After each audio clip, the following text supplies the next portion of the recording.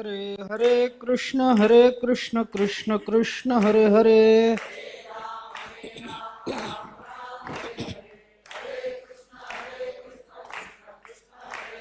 हरे राम राम राम हरे हरे। हरे कृष्ण कृष्ण कृष्ण हरे हरे।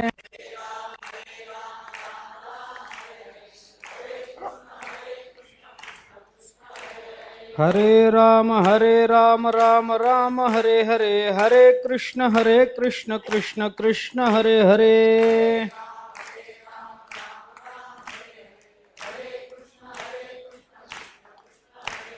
हरे राम राम हरे हरे। हरे कृष्ण कृष्ण कृष्ण हरे हरे।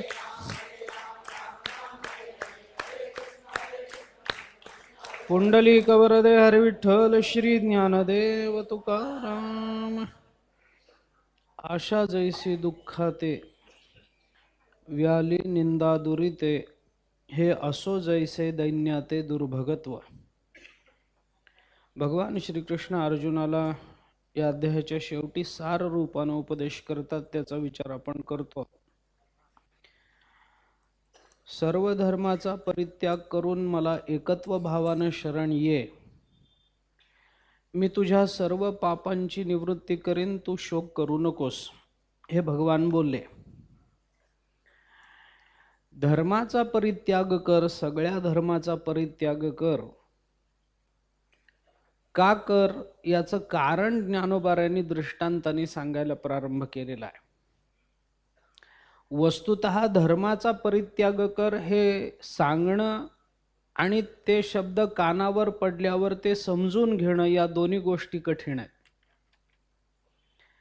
कारण जगामध्ये जो मनुष्य आपल्या जीवनाच्या कल्याणाची अपेक्षा करतो आहे, तो धर्माचा त्याग करत नाही, करू इच्छित नाही। धर्मत्यागातून सुख मिळत नाही, हा सामान्यतः माणसाच्या मनामध्ये भक्कम झालेला एक समज आहे।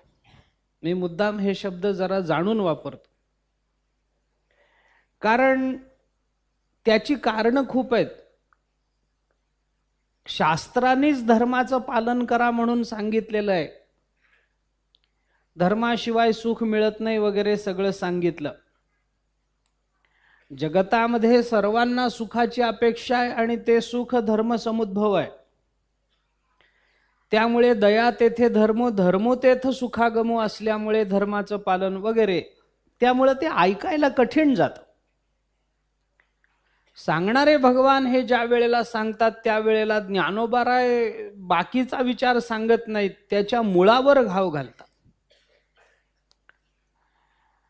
हा जो धर्म मी टाकायला सांगतो अर्जुना, त्या धर्माची उत्पत्ती कुठून आहे हे बघ,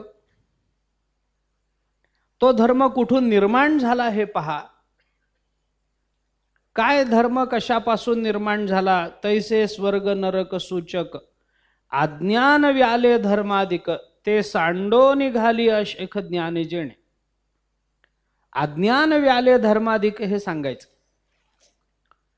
या धर्माला जन्म देणारा अज्ञान आहे, आणि अज्ञानापासून जे जे निर्माण होतं, अज्ञान कार्य म्हणून जे जे आहे ते अंततोगत्वा सुखाचा आविष्कार जरी त्यामध्ये दिसत असला तरी अनुभव परिणामतः येतो तो दुःखाचाच येतो, कारण मूळच त्याचा अज्ञान आहे। अज्ञानापासून निर्माण झालेलं प्रारंभी कदाचित माणसाला सुखावह वाटू शकतं, परंतु कालांतराने ते परिणामी दुःखकारकच असतं आणि त्याचा शेवट दुःखामध्येच होतो। परिणामी शेवटी अवश्य मरण हे होणारच आहे। वरून तुम्ही काही करा, वरून कसंही पहा। अरे विषाचे कांदे वाटून रस घेई जे पिळून तया नाम अमर ठेवणे, अरे त्याला अमृत म्हणणं म्हणजे काय? विषाचा कंद काढायचा, त्याचा हे रस काढायचा आणि त्याला अमृत म्हणून प्यायचं, काय जिवंत राहील काय माणूस?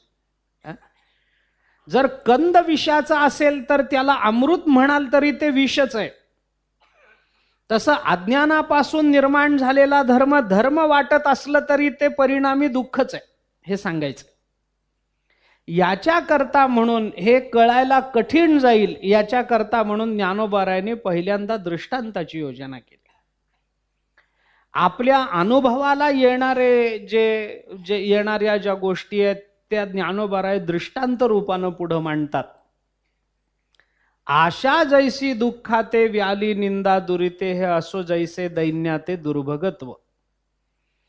याच्यामध्ये क्रमाचा विचार करायचा झाला तर आशावान जास्त आहेत, निंदा करणारे त्या मानाने कमी आहेत आणि त्याही पेक्षा प्रतिकूल प्रारब्ध असणारे कमी आहेत. क्रमवारीचा विचार मला करायचाही नाही, ती ओढून संगती मला लावायची नाही. परंतु आशेचा विचार ज्ञानोबारायांनी पहिल्यांदा का सांगितला? कारण आशा नाही असा माणूस या पृथ्वीवर नाही, इतकी तिची व्यापकता आहे. कुणाच्या मनामध्ये आशा नाही हो? कुणाच्या मनामध्ये आशा नाही? कोणत्या क्षेत्रात आशा नाही? चला, कोणतं क्षेत्र आहे या जगाच्या पाठीवर की ज्या क्षेत्रामध्ये आता आशा शिल्लक राहिली नाही? एक वाक्य बोलतो, जास्त स्पष्ट बोलत नाही. परमार्थ क्षेत्र सुद्धा अपवाद नाही. चला, स्पष्ट बोलून पुढे जातो. पारमार्थिक क्षेत्र सुद्धा आशेला अपवाद म्हणून राहिलं नाही. इथंही आशा आहेच आहे. तुकोबारायांनी तर वक्त्याची आशा असेल तर श्रोत्यांना परिणाम भोगावा लागतो, स्पष्टच म्हटलाय.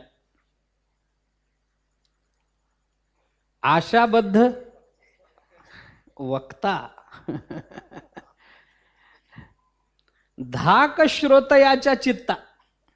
आता तो धाक कशाचा आहे मला कृपा करून प्रवचनात बोलायला लावू नका.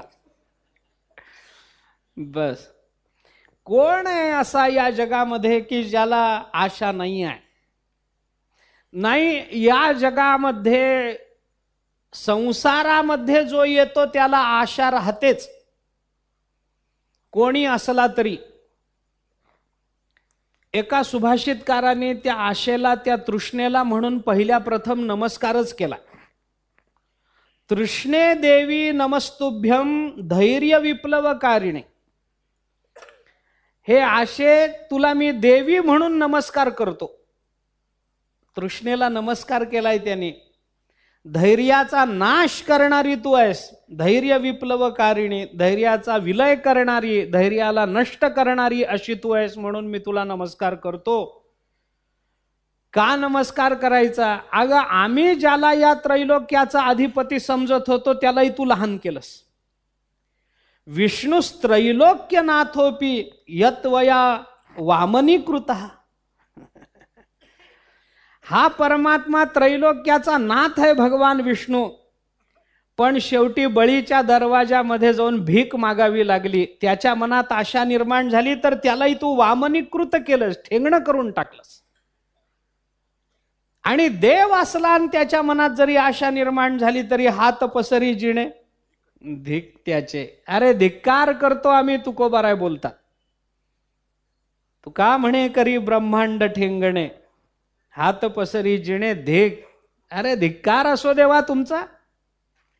एवढे मोठे तुम्ही 2 पावलामध्ये ब्रह्मांड व्यापून टाकणारे, पण तुमच्या मनामध्ये एक 3रं पाऊल कुठे ठेवावं म्हणून आशा निर्माण व्हावी जागेची. भूखंड गडप करता. बस, ही भाषा स्पष्ट कळते लोकांना. बस, यत्वया वामनीकृता कळत नाही, परंतु भूखंड गडप करणं म्हणलं की कळतं. म्हणूनच असे दृष्टांत ज्ञानोबाराय देतात. हीच भाषा तुमच्या मनामध्ये. अरे भिक्षा पात्र अवलंबिणे जळो जिणे लाजीरवाणी ऐसी आसी नारायणे उपेक्षिजे सर्वथा. काय त्या हात पसरण्यामध्ये तुम्हाला समाधान आहे? कुठली आशा घेऊन येता? एवढा मोठा परमात्मा, पण परमात्म्याला सुद्धा वामनीकृत, त्याला सुद्धा बुटकं केलं त्या आशेने, त्याला सुद्धा लहान बनवलं त्या आशेने, त्याला सुद्धा हात पसरायला लावलं आणि त्याला सुद्धा संतांकडून बोल लावून घ्यायला लावले ते आशे. कोण आहे या जगामध्ये? जो जो या संसारामध्ये प्रविष्ट झाला त्याला त्याला आशा आहे. संतांचा अपवाद सोडा. ज्ञानोबाराय तुकोबारायांचा अपवाद सोडा, पण देव सुद्धा अपवाद राहिला नाही आशेच्या. प्रत्येकाच्या मनामध्ये आशा आहे, प्रत्येकाला काहीतरी मिळवण्याची अपेक्षा आहे, प्रत्येकाला आहे त्या परिस्थितीमध्ये समाधान या ना त्या कारणाने नाही, आणि म्हणून त्याला पुढं पुढं पुढं काही मागावं वाटतं, मिळवावं वाटतं, त्या दृष्टीने तो प्रयत्न करत राहतो.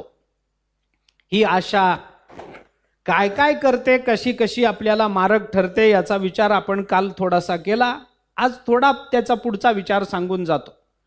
ज्ञानोबाराय तुकोबारायांनी आशेचं चिंतन करत असताना जे शब्द वापरलेत त्यावरून आशेचे भिन्न भिन्न स्वभाव कळतात, आशेचं कार्य कळतं, असं काल आपण बोललो होतो. आमिष कवळू थोरी आशा न विचारित, विचार बंद करते आशा. आशा निर्माण झाली, माणसाची विचार परंपराच खंडित झाली. कारण जो आशावान आहे तो विचार करतच नाही, आपण इथं मागावं का न मागावं, हे यांच्याकडे मागणं उचित आहे का अनुचित आहे, विचारच करत नाही. मग कुणासमोरही जाऊन काही मागायचं. एकदा आशा निर्माण झाली की ती माणसाच्या अधिकाराचं इतकं अधःपतन करते. एका वाक्यात बोलून पुढे जातो. आशा निर्माण झाली की ती माणसाच्या अधिकाराचं इतकं अधःपतन करते की आपल्यापेक्षा अधिकारानं निम्न असणाऱ्या समोर भीक मागायला लावते, हात पसरायला लावते. बळीचं सामर्थ्य देवाचं सामर्थ्य, पण देवाचं सामर्थ्य मोठं असून सुद्धा बळी समोर हात पसरायला लाव. अशी अनेक उदाहरणं सगळं सांगावं असं नाही. एक न विचार, विचाराची परंपरा बंद करते, विचार खंडित करते. आणि विचार खंडित करणं म्हणजे मनुष्यत्वाला मुकणं आहे. ऐका, विचार संपणं म्हणजे मनुष्यत्वाला मुकणं आहे. कारण माणूस आहे तोच विचार करतो, बाकीच्या प्राण्यांना विचार करायचं कारण नाही. पूस नाही पायचारी मनुष्य परी कुत्रीती, काय करता त्याला घेऊन, नाहीतरी काय थोडी श्वान सुकरे बापुडी वगैरे. विचार करण्याची ही परंपरा आशा खंडित करते. एक दुसरा विचार ज्ञानोबाराय बोलले होते, जैसा नक्षत्राची आभासा, घात झाला, घात करते. त्या राजहंसाला ते नक्षत्राचं पडलेलं प्रतिबिंब हेच मोती वाटतात आणि ते खाण्याकरता तो जातो, त्या दगडावर त्याची चोच आपटते, फुटते आणि तो राजहंस मरतो. कशाने झालं? मला हे मिळावं असं वाटल्याने झालं. दोन, नंतर ज्ञानोबाराय आणखीन एक भूमिका बोलतात, येर तव बहुत जोडती किरीटी, जयाची भजने भोगासाठी, आशा तिमिरे दृष्टी मंद झाले, मंदांध झाले. दोन्ही पाठ. आमची दृष्टी बाधित करते आशा, आमच्या दृष्टीला मंद करते. त्यामुळे त्या आशाबद्ध जो असतो त्याला फारसं लांबचं दिसत नाही, जे अगदीच तोंडावर आहे तेवढंच दिसतं. आत्ताचं भागलं पाहिजे एवढाच त्याचा विचार. याच्यातून आपल्याला जन्मजन्मांतराची जन्ममरणाची ही दुःखी परंपरा भोगावी लागेल याचा विचार, लांबचा विचार करायला तो तयार नाही. त्याला तिथल्या तिथे आत्ताचं भागलं पाहिजे. भीक मागणारा भिकारी उद्याची चिंता करतो का आत्ताची करतो? आत्ताची, आजच्यापुरतं भागलं पाहिजे. उद्या पुन्हा दुसरं घर, परवा पुन्हा तिसरं घर, हे गाव नाही ते गाव, ते नाही गाव, अजून दुसरं गाव, जिथं कुठे मिळेल तिथे जायचं. लाज नाही, लज्जा नाही, काही राहिलं नाही. देही इति वचनम श्रुत्वा देहस्था पंचदेवता मुखम निर्गत्य गच्छन्ति श्रीहि रिधी धृतयः कीर्तयः. बस, मला द्या असं ऐकल्याबरोबर द्या म्हणताना जे तोंड उघडावं लागतं, त्या उघडलेल्या तोंडातून माणसाच्या जीवनातल्या 5 देवता निघून जात असतात. आशाबद्ध आहे तो मागतोच, मागितलं की द्या म्हणावं लागतं. मागताना द्या म्हणून तोंड वाचलं, आता मी उघडलं म्हणत नाही, जरा भाषा तशीच वापर. एकदा ते तोंड उघडलं, ते तोंड वाचलं की उघडलेल्या तोंडातून श्रीही ह्रीही धीही धृतयः कीर्तयः देवता निघून जातात. लक्ष्मी निघून जाते, बुद्धी निघून जाते, बस लज्जा निघून जाते, धैर्य निघून जातं, त्याची कीर्ती त्याला सोडून जाते.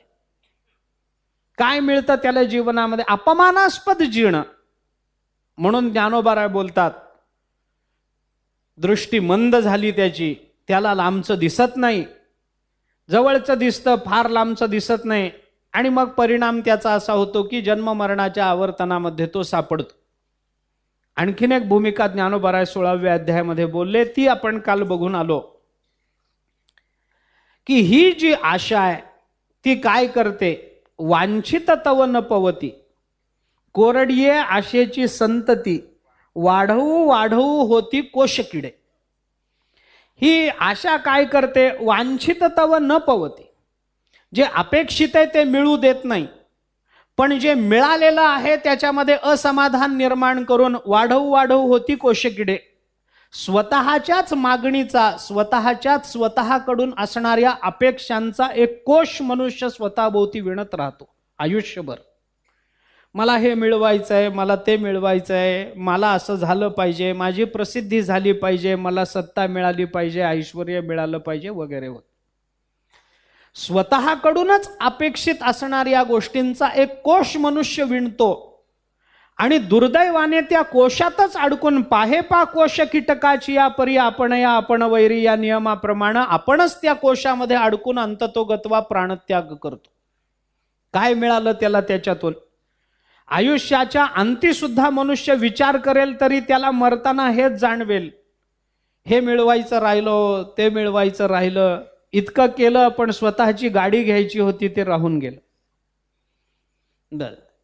हे झालं ते झालं पण स्वतःचं घर बांधायचं होतं मनासारखं राहून गेलं, असं करायचं होतं राहून गेलं, तसं करायचं होतं राहून गेलं, एवढंच नाही चातुर्मास करायचा होता राहून गेला.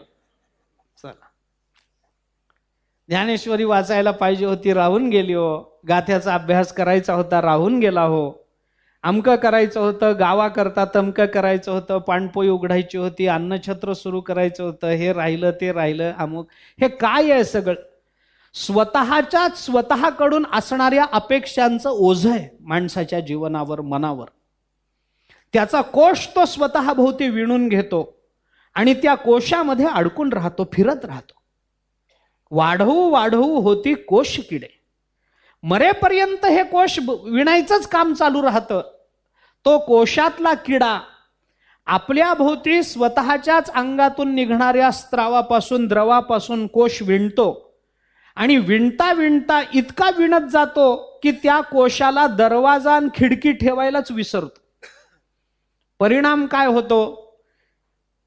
दरवाजा आणि खिडकी नसल्यामुळे विणलेल्या कोशातून त्याला बाहेर पडता येत नाही आणि तोच कोश त्याच्या जीवाचा घात करतो. माणूस तरी ह्याच्यापेक्षा वेगळं काय करतो सांगा? निदान त्या किड्याने विणलेला कोश आपल्याला सोवळं विणायला तरी उपयोगाला येतो, रेशमा करता. आपला कोश कुणाच्या उपयोगाला गेला सांगा ना? कुणाला आपल्या इच्छेचा, कुणाला आपल्या आशेचा उपयोग झाला? आपल्या स्वतःला आशेचा उपयोग होत नाही. त्या कोशापासून मग काही सोवळं, काही रेशीम वगैरे काढतात, रेशमापासून सोवळं तयार करतात, देवाच्या अंगावर तरी जातं, पण आपल्या कोशापासून आपलंही भलं होत नाही आणि कुणाचंच होत नाही. कावळा शिवण्याची वाट बघत बसावं लागतं नंतरच्या लोकांना, दशक्रियेला आलेल्या. अजून शिवला नाही, अजून शिवला नाही. मग पोरग म्हणतो हे करीन, ते करीन, अमकं करीन, तमकं करीन, आणि कावळा वाट बघत बसतो. तो काही जवळ येत नाही आणि हा काही त्या कोशातून बाहेर पडत नाही, पुन्हा जन्मा मरणाच्या आवर्तनामध्ये सापडतो. याच्याकरता ज्ञानोबारायांनी केलेली हे आशेची स्वभाव वर्णनं फार बारीक आहेत. ज्ञानोबाराय बोलताना प्रत्येक वेळेला असं काहीतरी सूक्ष्म बोलून जातात की जे जीवनभर विचाराला प्रेरणा देत राहतात, जीवनभराच्या विचाराला. 1-2 दिवसाच्या नव्हे, आपण अजूनही विचार करा. तुकोबारायांना विचारा, तुम्हाला काही आशेचा स्वभाव अजून माहिती आहे का ह्याच्यापेक्षा वेगळा?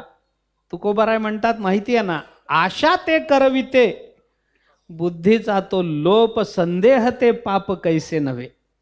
तुकोबाराय बोलतात, अरे आशा बुद्धीचा लोप करते, बुद्धी भ्रष्ट करते. लोप करते म्हणजे बुद्धीचा नाश करत नाही, बुद्धी भ्रष्ट करते. मी एक वाक्य, बुद्धीचा नाश झालेला परवडला, पण भ्रष्ट झालेली बुद्धी परवडत नाही. नाश झाला चालेल, एक वेळ दगड बरा, पण भ्रष्ट बुद्धीचा माणूस बरा नाही. एक वेळ दगड परवडतो, त्याला बुद्धी नाही ना, निदान त्याच्यावर आपटून नारळ तरी फोडता येतो. भ्रष्ट बुद्धीच्या माणसाच्या डोक्यावर नारळ फोडण्याची इच्छा होते, पण फोडता येत नाही.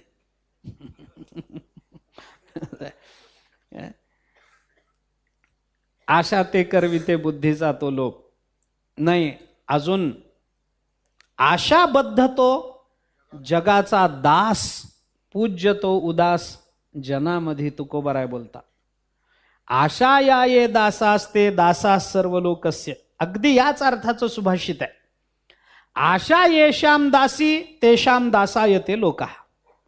जो आशेचा दास होतो, आशा ये दासास्ते दासा हा सर्व लोकस्य, तो सर्व जगाचा दास होतो. पण आशा ज्याची दासी होते त्याचे सगळे लोक दास होतात. हेच तुकोबाराय बोलतात. आशाबद्ध तो जगाचा दास, पूज्य तो उदास जनामध्ये. जो उदास आहे तो जनामध्ये पूज्य, तुकोबाराय बोलतात. अजून आशा काय करते? पुष्कळ प्रमाण आहे तो. आशा तृष्णा माया अपमानाचे बीज नाशिलिया पूज्य होईजित. अधिरासी नाहीत काय चालो जाता मान दुर्लभ दर्शन धीर त्याचे. बर, अजून आता हे सगळ्याचं विवरण करायचं कारण नाही. विचार करायचा झाला तर तुकोबाराय आशा तृष्णा माया अपमानाचे बीज म्हणतात. याचा अर्थ आशा तृष्णा आणि माया याच्यामध्ये फरक आहे. एक आशाच अपमानाचं बीज नाही. आशा, आता पुन्हा लक्षात घ्या, अपमानात सुख का दुःख? जर दुःख असेल तर आशेमुळे अपमान होतो, आशेमुळे दुःख होतं.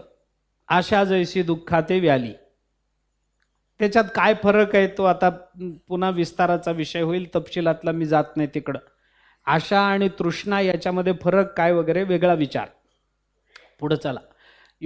त्या रामचंद्र प्रभूने योग वासिष्ठामध्ये रामचंद्र प्रभूंना उपदेश करत असताना वसिष्ठ महामुनींनी या तृष्णेचं इतकं वर्णन केलंय. तिला माकड म्हटलंय, तिला मोर म्हटलंय, तिला कोल्हीण म्हटलंय, तिला वाघीण म्हटलंय, तिला डाकीण म्हटलंय. एक नाही, अनेक प्रकारांनी तिचं वर्णन केलंय. बर, अजून काय आहे आशेचा विचार? आता हे झालं सगळं. आशा आली तर काय होतं? आशेचा त्याग केला तर काय होतं हेही पहा. बंधनाचा तोडू फासा, देऊ आशा टाकोनी नाही त्याची घेता श्री होईल दुरी निज पंथ. तुकोबाराय बोलता. नाही, तुका म्हणे आम्ही देवाहुनी बळी राहिलो किंवा झालो हे निराळी ठेवूनी आशा. आम्ही देवापेक्षा बलवान झालो. का झालो? कारण त्या देवाला आशा आहे. आम्ही आशा बाजूला ठेवली म्हणून आम्ही देवापेक्षा बलवान. देव मागायला गेला, पण त्याला देणारा आणि त्याच्या मनातली आशा पुरविणारा कोण आहे? भक्तच आहे, संतच आहेत. दुसरं कोणी देवाच्या इच्छा पूर्ण करू शकत नाहीत. पुष्कळ याला प्रमाण आपल्याला देता येतील. किती सांगू तेवढं कमी आहे. काय करते ही आशा? दुःख देते. कशाचं दुःख? दोन पद्धतीनं. नवीन मिळू न देणं आणि मिळालेलं समाधानाला पात्र होऊ न देणं, या दोन्हीचंही दुःखाचं कारण आहे आशा. माणसाला दुःख, आशा जैसी दुःखाते व्याली. कोणत्या दुःखाते व्याली? माणसाच्या दुःखाचा विचार केला तर आध्यात्मिक आधी भौतिक आधी दैविक, सोडलं तर काय दुःखाचा चौथा प्रकार सांगता बोला. 3 पद्धतीची दुःख मानली, आध्यात्मिक आधी भौतिक आधी दैविक. विस्तार करावा हे कारण नाही, परंतु याचाही संकोच करायचा झाला तर माणसाला दुःख 2 गोष्टींचं होतं. एक नवीन मिळत नाही याचं दुःख आहे, आणि दुसरं जवळचं टिकत नाही याचं दुःख आहे. संपलं. बाकी मी अजून संकोच करतोय त्याचा. 3लाही मी 2आत आणला. अजून 2च गोष्टीचं दुःख आहे माणसाजवळ. मग ते कशाच्याही संबंधानं असेल. नवीन मिळत नाही याचं दुःख आहे, आणि जवळचं टिकत नाही याचं दुःख आहे. दुःखाला 2च कारण माणसाच्या. संपत्ती जास्त मिळत नाही याचं दुःख आहे, आणि चातुर्मासात काही न करता राहिलो तरी मिळालेलं टिकत नाही याचं दुःख आहे. आता हे संपत्तीपासून सुरू होईल तर आयुष्यापर्यंत चालू राहील. नवीन आयुष्य मिळत नाही आणि मिळालेलं टिकत नाही. प्रत्येकाचं चाललंच आहे, क्षणाक्षणानं चाललेलं आहे, कणाकणानं चाललेलं आहे. बस. आम्हाला होतं घटका गेली पळे गेली तास वाजे झणाणा आयुष्याचा नाश होतो राम कार्य म्हणाना. आम्हाला शाळेत शिकवलं होतं. घटका गेली पळे गेली, पळापळानं घटकेनं आयुष्य क्षणाक्षणानं निवृत्त होत आहे, टिकत नाही. कुणाला आनंद आहे याचा? दुःख आहे. नाही हो, मागच्या वर्षीपेक्षा यावर्षी अजून तब्येत बरी नाही, याच्यापेक्षा पुढच्या वर्षी भेटलं नाही हो, मागच्या वर्षीची बरी, आता तर अजिबातच काही होत नाही. त्याच्या पुढच्या नाही हो, आता जेवण जात नाही. त्याच्या पुढच्या वर्षी भेटलं, आता झोप लागत नाही. त्याच्या पुढच्या वर्षी भेटला, नाही हो, आता तर काहीच नाही, जागेवरून उठवत नाही. त्याच्या पुढच्या वर्षी भेटतच नाही. संपलेलंच असतं सगळं. आता किती चालू राहणार हे? रात्रभर चाललं तरी काही रोगांची संख्या कमी नाही.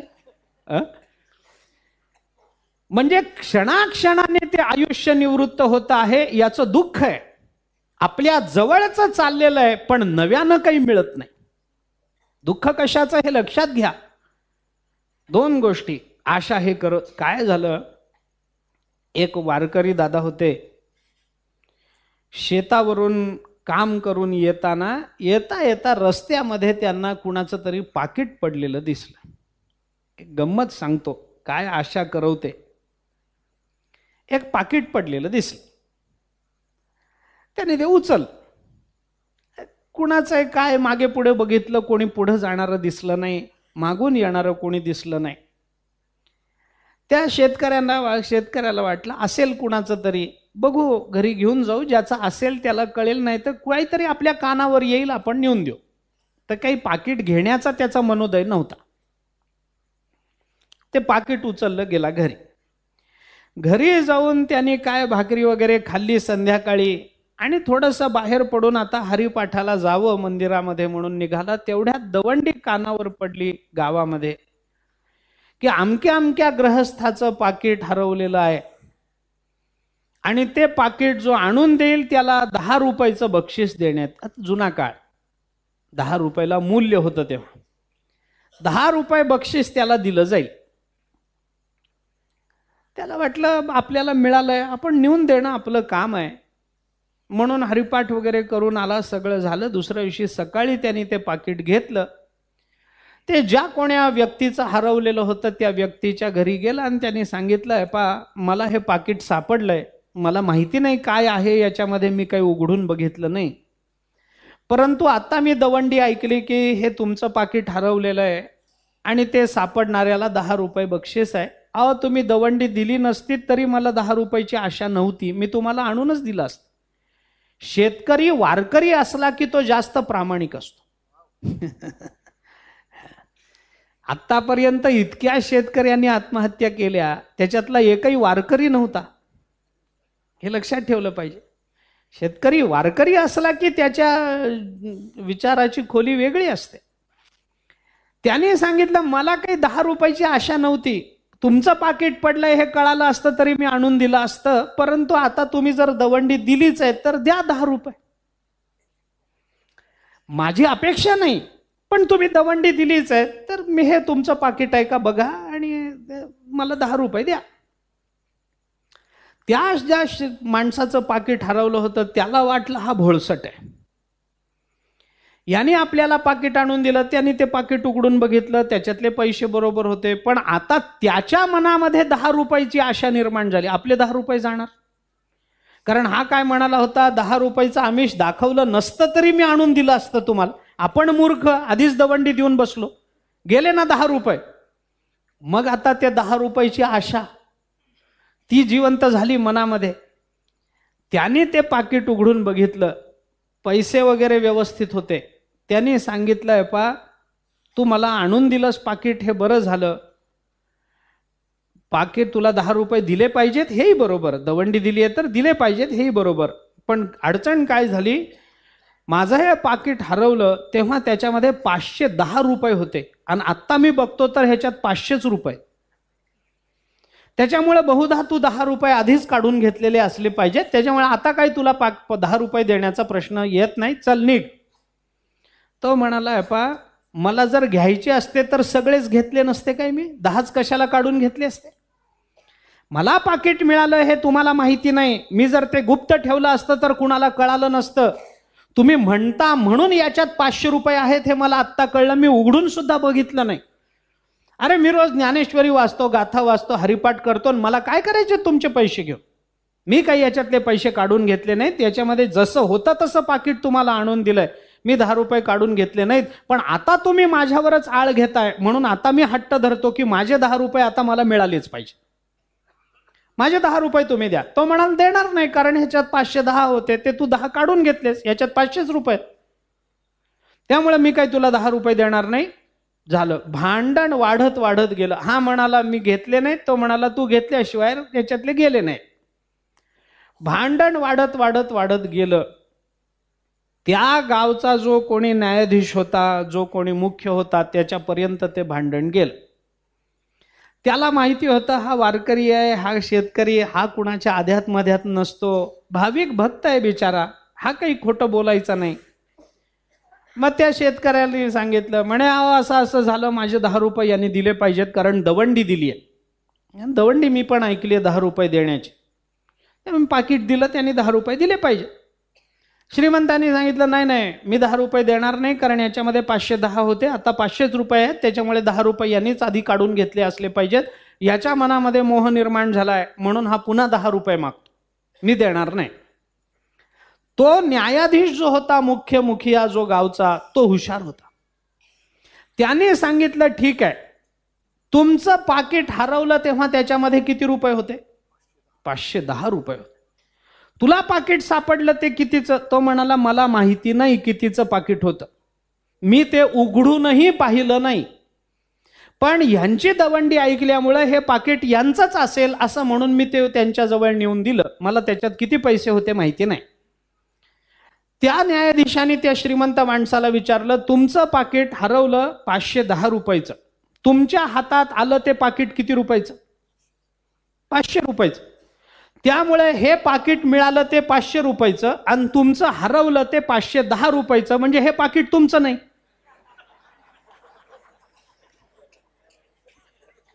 तुमचं हरवलेलं होतं 510चं, हे होतं 500 रुपयाचं, म्हणजे हे तुमचं नाही. तुमचं कुणाला तरी वेगळ्याला सापडलं असेल, ती मिळाल्यावर बघू काय करायचं ते, पण हे पाकिट तुमचं नाही. त्यामुळे हे 500 रुपयाचं जे पाकिट या वारकरी दादांना सापडलेलं आहे ते सरकारी जमा करण्यात यावं. ते सरकार जमा, ते कुणाच्या मालकीचं नाही, कारण 500 रुपये हरवल्याच्या पाकिटाची तक्रार आली नाही अजून. 510 रुपयाचं पाकिट हरवल्याची तक्रार आहे, त्यामुळे हे 500 रुपयाचं पाकिट सरकार जमा करण्यात येईल. आणि या वारकरी दादाने 500 रुपयाचं पाकिट उघडूनही न बघता प्रामाणिकपणानं आणून दिलेलं असल्यामुळे हे 500 रुपयाचं बक्षीस वारकरी दादाला देण्यात येत आहे. संपलं. काय केलं आशेनी? माझा मुद्दा इथं आहे, 10 रुपयाच्या आशेने काय केलं? 10 रुपये तर वाचवले नाहीत, पण घरातले 500 गेल्याशिवाय राहिले नाहीत. आशेचं हे काम आहे. मला हे सांगायचं, आशा काय करते तर हे करते, नवीन मिळू देत नाही पण जुनं टिकू देत नाही. म्हणून ज्ञानोबाराय बोलतात, वांछित तव न पवती, कोरडीये आशेची संतती, वाढवू वाढवू होती कोश किडे. काय किती हीन बोलतात ज्ञानोबाराय, किती हीन दर्जा देऊन बोलतात. म्हणून कितीतरी उदाहरणं. बुद्धीचा लोप करणारी आशा, सुंदोपसुंदाचं आख्यान बघा आपण. आशा काय निर्माण झाली त्या स्त्रीबद्दल, भगवंतानी रूप घेतलं सुंदर स्त्रीचं, काय आशा निर्माण झाली. आणि एकमेकांबरोबर न भांडणारे हे भाऊ सुंद आणि उपसुंद एकमेकांबरोबर भांडून मेले. आशा ते करविते बुद्धीचा तो लोप, संदेह ते पाप कैसे नव्हे.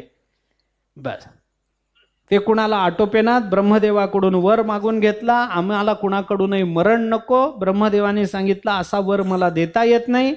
सुंदोपसुंदाने सांगितलं मग जर देता येत नसेल तर आम्ही तुला असा वर मागतो की आम्हाला एकमेकांकडूनच मरण यावं, इतरांकडून येऊ नये. ब्रह्मदेव म्हणाले तथास्तु.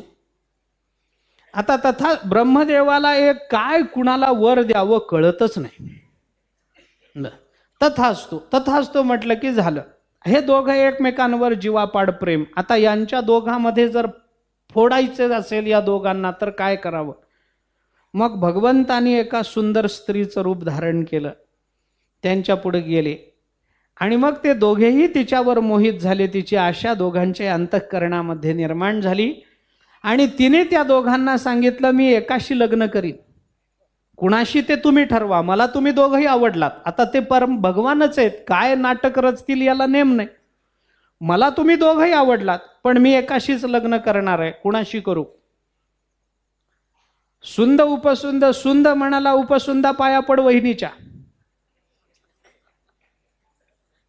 उपसुंद म्हणला, दादा लहान भावाच्या बायकोकडे असं बघू नये हो. झालं, सुरूच झालं दोघांचं. एकमेकांच्या मनात किलमेश निर्माण झालं, पाप निर्माण झालं, संदेह निर्माण झाला आणि त्या आशेमुळे ते दोघं एकमेकांशी भांडून मेले. आशा ते करविते बुद्धीचा तो लोप, संदेह ते पाप कैसे नव्हे. म्हणून ही आशा, ज्ञानोबराय म्हणतात, दुःखाला जन्म देणारी ही आशा. आशा जैसी दुःखाते व्याली निंदा दुरिते, हे असो जैसे दैन्याते दुर्भगत्व. आता दुःख का, कशाचं दुःख? त्या ह्याच्यात तर सुंदरकांडामध्ये रामायणात नाथ महाराजांनी आशेचा विचार करताना सुंदरकांडातच 2 ठिकाणी केला. एकदा 19व्या अध्यायात आणि पुढे लगेच 22व्या अध्यायात त्याचा विस्तार आहे. पहिल्यांदा नाथ महाराजांनी तर नुसते पाशच सांगितलेत. भ्रांती माझी सप्तपाश, अहम दारा पुत्रपाश, ग्रह स्वजन धनपाश, आशापाश 7वा. तिथं आशापाशाचं वर्णन आलंय. पाश दुःख, बंधन. आशा सुटली की बंधन सुटतं. बंधनाचा तोडू फासा देऊ आशा टाकून. त्याच्या पुढं नाथ महाराजांनी आणखीन एक वेगळे 7 पाश सांगितले. त्याच्यात आशेचं नाव नाही, पण मायेलाच आशापाश म्हणून नाथ महाराजांनी तिचं मुख्य म्हणून वर्णन केलंय. पुढं अजून सांगितलंय काळपाश, त्याच्यानंतर कर्मपाश, धर्मपाश, ब्रह्मपाश, अजून काही 2-3 पाश त्याचे अर्थही दिलेत त्याने. ते काळपाश आयुष्य घातू, कर्मपाश अनैश्वरवंतू, 22व्या अध्यायात आहे. पाहून की मला नेमकं आता पूर्ण पाठ नाही, परंतु मी लिहून आणलंय. हो, मी तेवढे कष्ट केलेत तुमच्याकरता.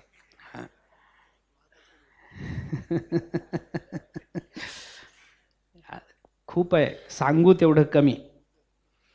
नाथ महाराज बोलतात आशापाश हा मुख्य पाश आहे.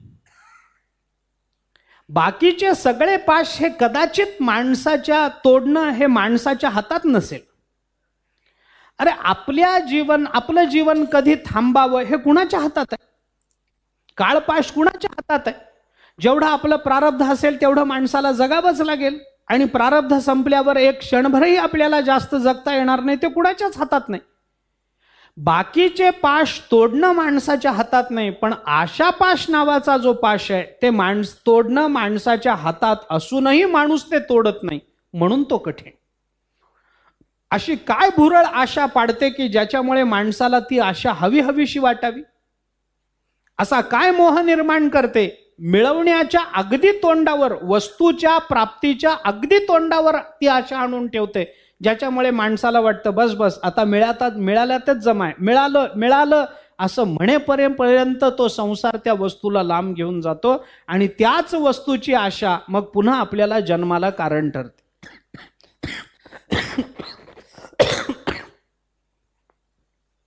देह ममता मोहपाश, मुख्य माया तो आशापाश. तिथे मुख्य माया तो आशा, मुख्य म्हटलंय त्याला आशापाश. म्हणून ही आशा दुःखाला जन्म देते. जशी कुठेही निर्माण झालेली कोणत्याही पदार्थाबद्दलची आशा माणसाला दुःख देते, देणारच. आता याच्यावरही शंका येणार नाहीत असं नाही. हे तुम्ही म्हणता हा भाग वेगळा, परंतु ज्ञानोबारायने अजून एक भूमिका ज्ञानेश्वरीमध्येच आपल्या समोर मांडली आशेबद्दलची. मला पूर्वार्ध आठवून द्या, मी मला पाहिजे तेवढं सांगतो. नाही आठवेल. जयाची संबंध बंधू फिटे, जयाची आशा आस तुटे. म्हटलंय की नाही? अरे ज्या परमात्म चरणाच्या संबंधानं तुम्ही आशा ठेवाल तर ती आशाच तुटेल, मग आशा ठेवू नये का म्हणता, अशी शंका कदाचित ज्ञानेश्वरी वाचणाऱ्यांच्या मनामध्ये निर्माण होऊ शकेल.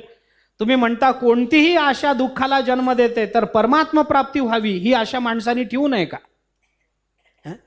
जयाची आशा आस तुटे, जयाची संबंध बंधू फिटे. अरे ज्या परमात्म्याचा संबंध ठेवला तर बंध राहत नाही, परमात्म्याबद्दलची आशा ठेवली तर माणसाच्या मनात आशाच टिकत नाही, राहत नाही. मग ती आशा ठेवावी का ठेवू नये? त्याचं एक उत्तर जाता जाता मी देतो. ज्ञानोबारायाने आपल्याला कळावं म्हणून जयाची आशा शब्द वापरला, पण परमात्मा प्राप्तीची जी आशा असते ना, त्याला आशा म्हणत नाहीत, त्याला मुमुक्षा म्हणतात. तिला नुसतं आशा म्हणत नाहीत. तिथे इच्छा आहे, पण आशेमध्ये असणारी इच्छा आणि मुमुक्षत्वामध्ये असणारी इच्छा याच्यामध्ये फरक आहे. त्यामुळे जयाची आशा आस तुटे, त्याच्याबद्दलची आशा ठेवली तर आशा राहतच नाही, तर आशेचा विचार परिणामकार दुःख हे भोगायचं कारणच राहत नाही. म्हणून जयाची आशा असं तुटे म्हणता येऊ शकतं. ज्ञानोबाराय म्हणतात कोणती प्रपंचातली आशा असो, मानवी जीवनातली आशा असो, ती आशा माणसाला दुःख दिल्याशिवाय राहत नाही. आशा जैसी दुःखाते व्याली. विस्तार होईल. व्याली काय? अजून निंदा दुरिते व्याली. दुसरं ज्ञानोबाराय बोलतात, ज्या पद्धतीनं आशा दुःखाला जन्म देते, त्या पद्धतीनं निंदा पापाला जन्म देते. जिथं जिथं निंदा आहे तिथं तिथं पाप घडतं. निंदा म्हणजे काय आहे? एखाद्या माणसाच्या दोषाची त्या माणसाच्या माघारी चर्चा करणं, याला म्हणायचं निंदा. बरं, दोष कुणामध्ये नाहीत? कोण आहे सांगा या जगामध्ये की माझ्या ठिकाणी दोष नाहीत असं त्याने मान्य करावं हातवर करून? संत परमात्मा सोडून द्या, मी पुन्हा अपवादाची भूमिका सांगतो. आपल्या संतांचा विचार करू नका, पण कोण आहे असं जगतामध्ये की ज्याच्या ठिकाणी दोष नाहीत? ऐकणारे सोडून द्या, सांगणारे व्यासपीठावर बसून त्यांच्या ठिकाणी दोष नाहीत का? आहेतच ना. कोणी जरी असला या जगतामध्ये गुणदोष आहेतच. परमात्मा प्रत्येकाच्या ठिकाणी, बरं मनुष्य किती वाईट असला तरी काही गुणही त्याच्यात आहेत, आणि मनुष्य किती चांगला वाटत असला तरी काही दोषही त्याच्यात आहेत. परंतु माणसाचा हा स्वभाव मोठा विचित्र आहे की मनुष्य तोंडावर गुणाची चर्चा करतो आणि माघारी दोषाची चर्चा करतो. उलट जर केलं तर, तोंडावर दोष सांगितले तर मनुष्य फटकळ वाटेल पण कल्याणाला कारण ठरेल, आणि माघारी जर गुणांची चर्चा करेल तर त्याच्या दोषाबद्दल कोणी बोलणार नाही. ऐका, मनुष्य दुसऱ्याच्या गुणांची माघारी चर्चा करेल तर त्याच्या दोषाबद्दल कोणी बोलणार नाही. हा गुण त्याला प्राप्त होतो. माणूस काय म्हणेल, अहो काही असू द्या त्या माणसाचं, पण कधी कुणाबद्दल वाईट बोलत नाही बरं का, म्हणजे त्याच्याबद्दल त्या गुणांची चर्चा सुरू झाली की नाही. जो दुसऱ्याच्या दोषांना बाजूला ठेवून त्याच्या माघारी त्याच्या गुणांबद्दल बोलतो, माणसं त्याच्याजवळ नसलेला गुण त्याला लागून देतात की हा मनुष्य कुणाबद्दल वाईट बोलत नाही. हा त्याच्याजवळ नसलेला गुण त्याच्याजवळ निर्माण केला जातो. हा चांगलं बोलण्याचा परिणाम आहे. ऐका, परंतु हे सगळं प्रवचनात ऐकायला बरं वाटतं. वस्तुस्थिती अशी कधीच नसते. माणसाची पाठ फिरायचा अवकाश असतो, लगेच त्याच्याबद्दलची चर्चा सुरू होते. प्रवचन किती चांगलं झालं आणि कीर्तन किती चांगलं झालं हे तोंडावर श्रोते जे बोलतात त्याच्यावर जाऊ नये.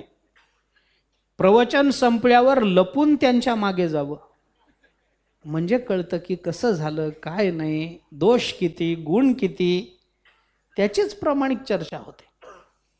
दोष दाखवू नयेत असं म्हणणंच नाही. दोष आहेत तर ते दाखवले पाहिजेत, प्रश्न त्याचा नाही. पण दोष दाखवणं वेगळं आणि दोषांची चर्चा करणं वेगळं. हे तुमचं मला पटलं, पण माघारी त्यांचं असंच आहे. प्रत्येक वेळेला त्यांचं कधीच मला पटलं नाही. तर माणूसच तसा आहे, जन्माला आल्यापासून तसाच आहे. हा जणू त्याचं बारसं जेवून बसला. किती निंदा करावी त्या निंदा आली की त्याच्याबरोबर वाईट बोलल्याचं पाप लागतं. ज्ञानोबारायांनी केलेले चिंतन आपण पहा 13व्या अध्यायातलं सगळंच. 16व्या अध्यायामध्ये ज्ञानोबाराय तर त्याच्याकरता एक फार चांगलं उदाहरण देतात, दृष्टांत देऊन बोलतात ज्ञानोबारा. परी क्रूर ग्रहांची जैसी मांदी मिळे एकेची राशी, येती निंदकापाशी अशेष पापे. 16व्या अध्यायामध्ये ज्ञानोबाराय बोलतात, जशी क्रूर ग्रहाची मांदी एका राशीला यावी, सगळे क्रूर ग्रह एकाच राशीला येऊन राहिले, एकाच राशीला. एखाद्याच्या पत्रिकेमध्ये असे दोष असतात बऱ्याच वेळेला, किंवा बऱ्याच वेळेला असं घडतं. आता ते अष्टग्रही वगैरे जे आलं होतं ते काय आहे, सगळे क्रूर ग्रह एकत्र येणं. काय विषय, पण ते चांगलं नसतं जगताच्या कल्याणाच्या संबंधानं. मग त्यावेळेला सप्ताह करा, नामस्मरण करा, अमुक करा, तमुक करा, यज्ञ यागादिक विधानं सांगितली जातात, केली जातात.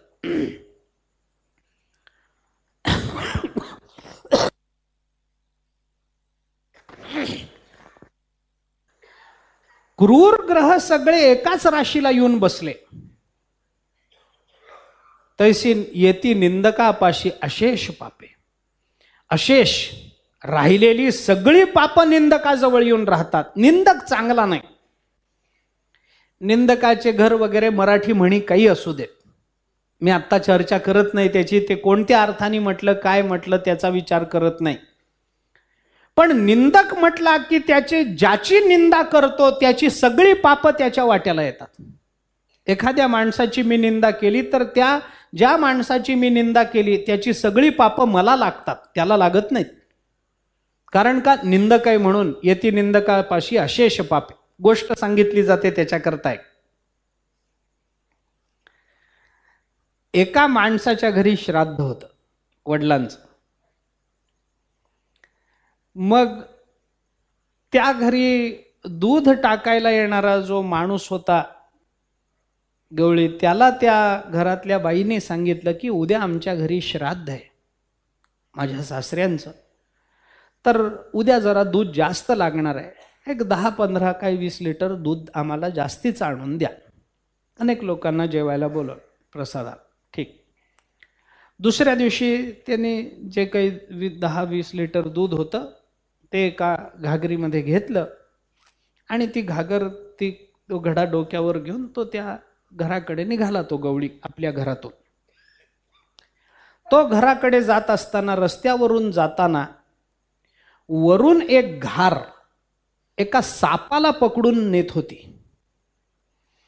त्या घारीने त्या सापाला पकडलेला असल्यामुळे त्या सापाच्या तोंडातून विषाची गरळ बाहेर पडली. ती नेमकी या दुधात पडली.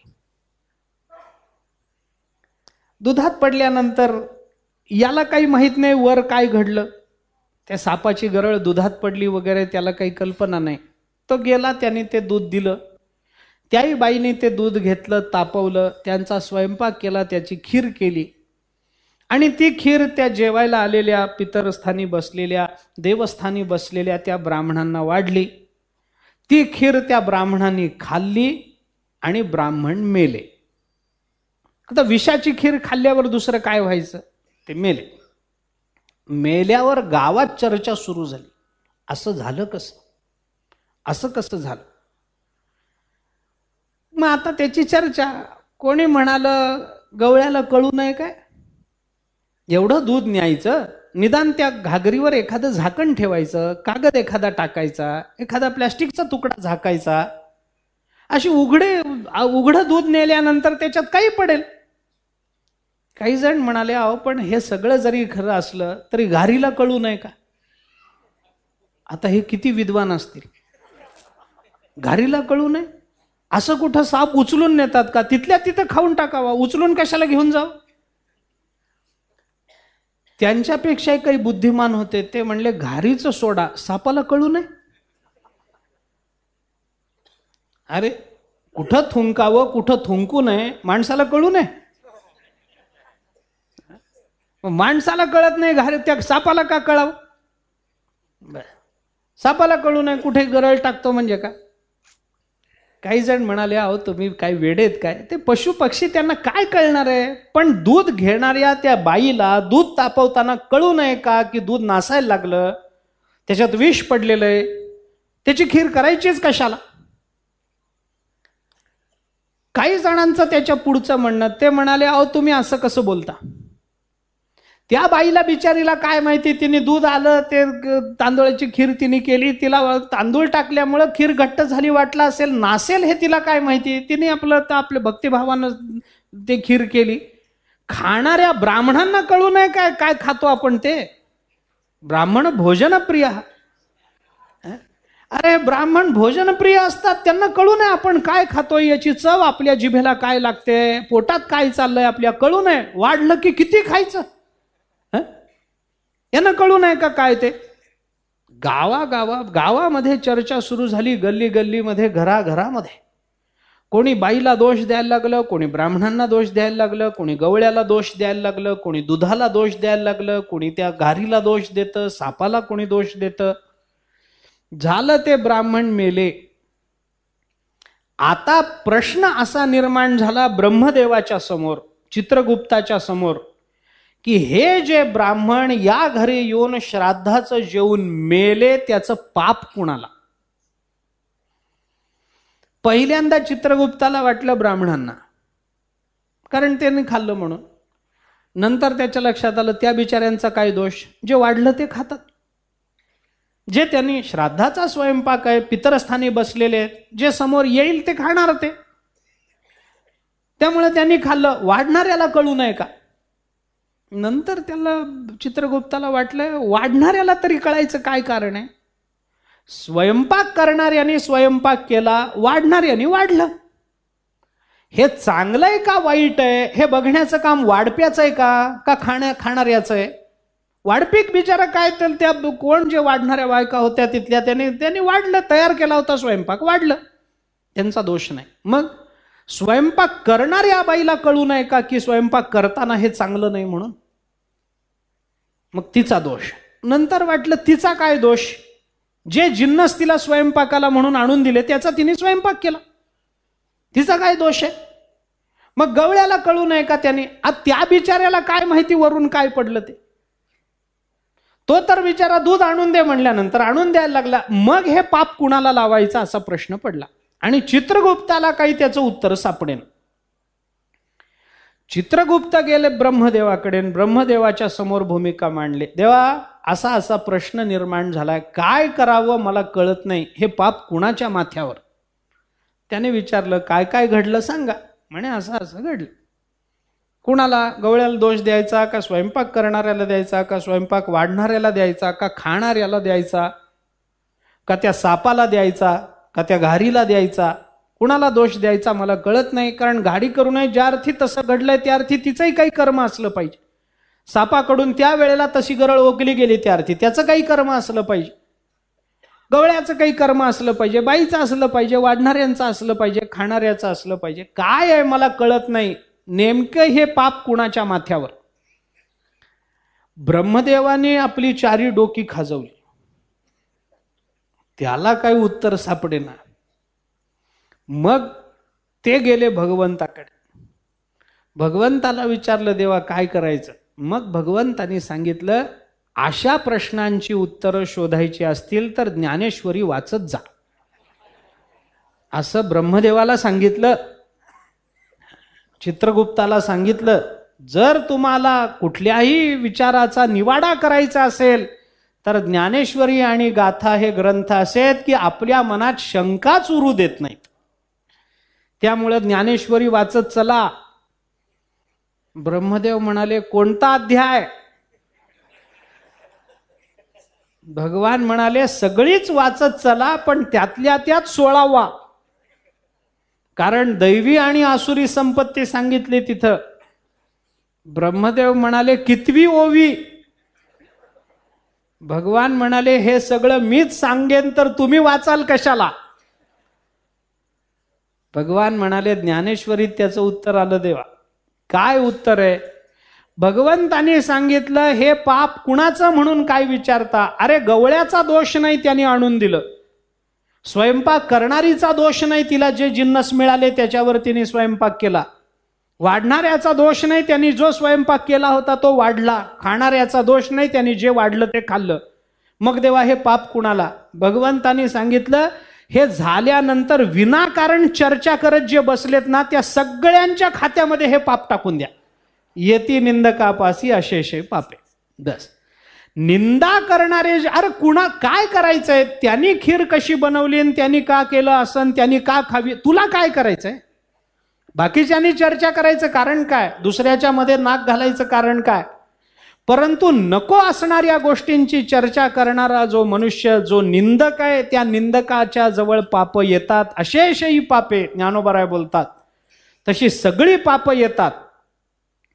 असे अनेक प्रसंग आले आपल्याकडे, एक नाही. हे तर गोष्ट झाली सामान्यतः, पण अशी कित्येक उदाहरणं मी आपल्याला सांगतो त्या संबंधात.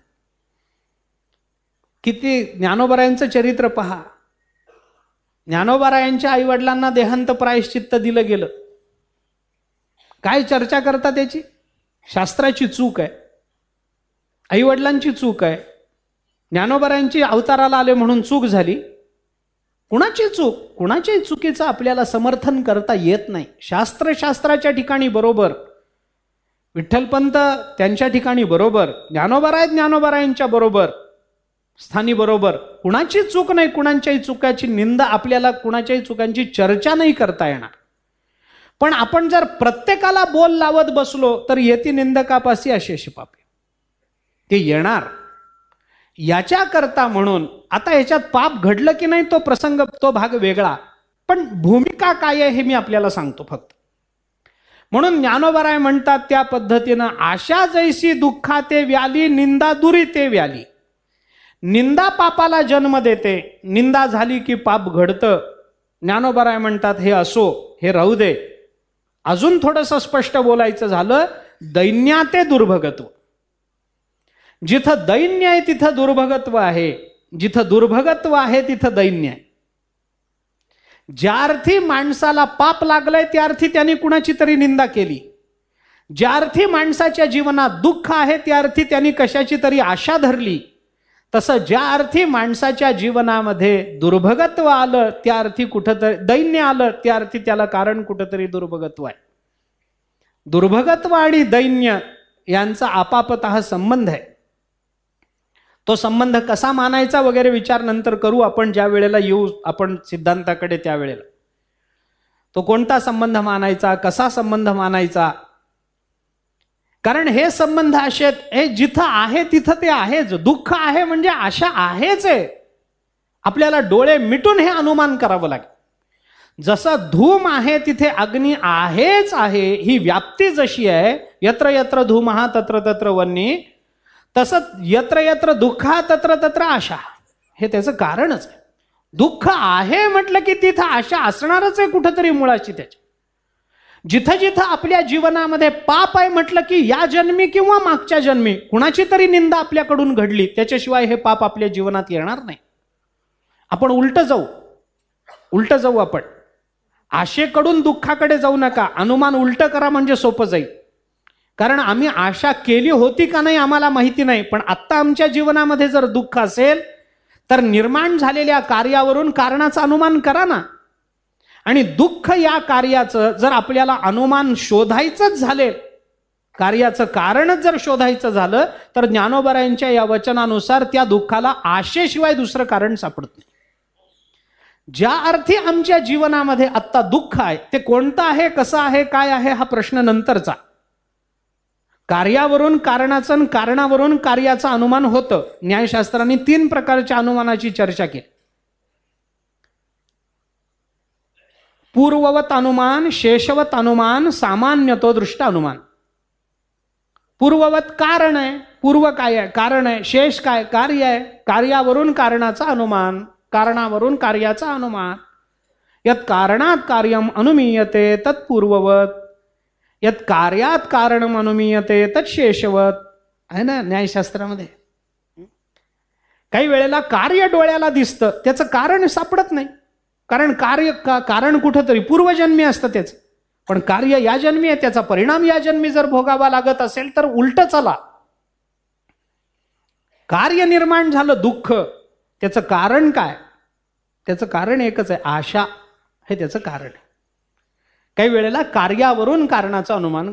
पंढरपुरात पाऊस पडला नाही हो, पण नदीला पूर आलाय, चंद्रभागेला पूर आला. पूर येणं हे कार्य आहे, पाऊस पडणं हे त्याचं कारण आहे.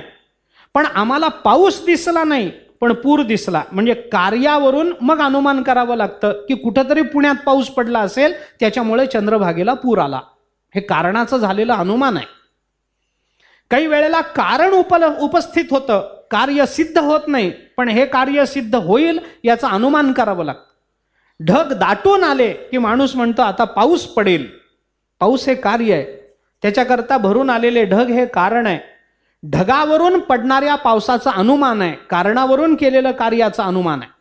आणि ही दोन्ही अनुमानं जिथं चालत नाही तिथं सामान्यत्वदृष्ट अनुमान माना. तो विषय वेगळा आहे, त्याला काय. सकाळी बाहेर पडल्यानंतर जो देवदत्त मला घरी दिसला होता तो संध्याकाळी बाजारात दिसला, याचा अर्थ मधल्या कुठल्या तरी काळामध्ये तो घरातून बाजारात आला असला पाहिजे, हे अनुमान सामान्यत्वदृष्ट अनुमान झालं.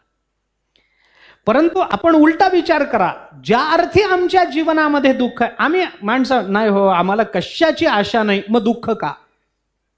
जर आशा नाही तर दुःख का? मग तुम्ही भक्त ऐसे जाणं या यादीत बसायला पाहिजे होता. पण बसत नाही आम्ही, आम्हाला कशाची आशा नाही, मग दुःख आहे. पण तरीही दुःख आहे याचा अर्थ आत्ता आशा नसेल, पण गत जन्मात केलेल्या आशेचा परिणाम आज या जन्मात आम्हाला दुःख भोगण्याचा म्हणून प्राप्त झाला असेल, सांगता येत नाही. कारण मागच्या जन्मात आहे, कार्य या जन्मात उद्दीपित झालं, सांगता येत नाही. म्हणून कारणावरून आशेकडे चला, पापावरून निंदेकडे चला. आम्ही सगळेच पुण्यवान आहोत का? नाही, थोडं बहुत पाप आमच्याकडे असेलच की नाही, कारण पाप पुण्य समान झाल्याशिवाय हा देह मिळायचा नाही. जर मिळायचा नसेल आणि हा आम्हाला मिळाला असेल तर आमच्या जीवनात काही पापही आहे, काही पुण्य आहे. मग आमच्या जीवनातलं पाप, आम्ही तर काही पाप केलं नाही, कधीच नाही. अहो मुंगी मारली नाही कधी, मग असं का झालं? या जन्मी मारली नाही.